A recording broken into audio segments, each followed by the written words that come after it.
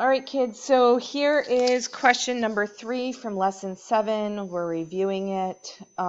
This question tripped most of you up because you didn't answer both parts. If you did answer both parts, then you probably got it correct.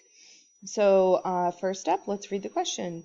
Sabrina jogged 2 miles in 30 minutes. At this rate, how far would she jog in 90 minutes? So that's question part number 1.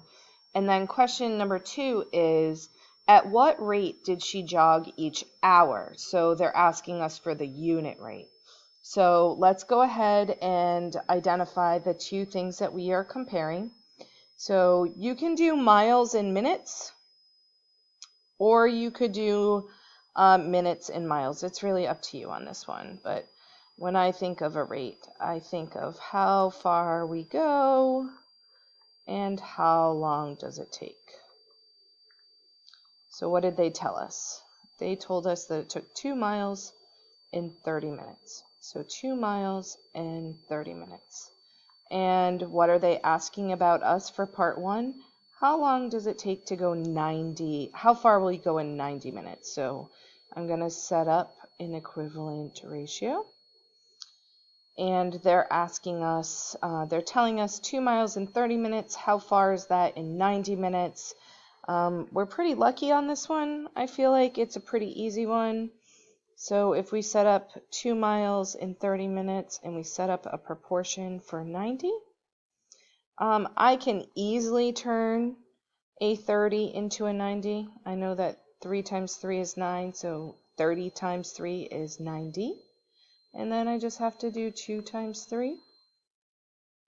And so the first part of my answer is that she's going to go 6 miles in 90 minutes. Now, the next part of the answer is asking us, how far would you go each hour?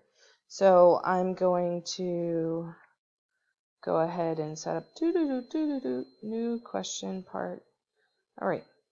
So I'm going to use the same initial rate that they gave us, 2 miles in 30 minutes. And they're asking us, how far did she go each hour? Well, I have to go into my knowledge bank and know that I'm not going to put a 1 rate here.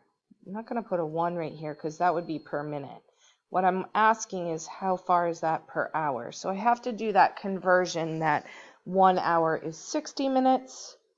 And again, we're pretty lucky on this one because I can turn a 30 into a 60 fairly easily, timesing it by 2.